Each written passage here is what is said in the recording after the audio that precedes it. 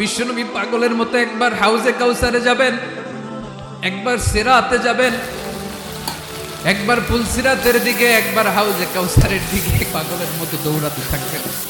তার কোনো গুনাহগার উম্মত যাতে জাহান্নামে ঢুকে না যায়, সেদিন কেউ সুপারিশ করতে পারবে না বিশ্বনবী।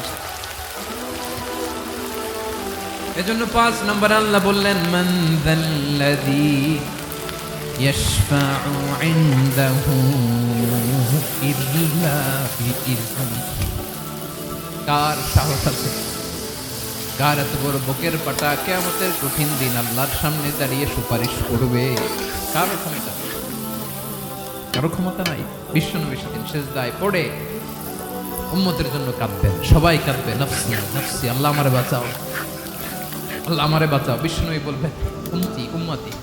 বিশ্বনবী আমার জন্য কাঁদবেন, আপনার জন্য কাঁদবেন, আমাদের জন্য সেদিন কেঁদে কেঁদে জাহান্নামের দরজায় দাঁড়িয়ে আমাদেরকে টেনে টেনে জান্নাতে ঢোকাবেন।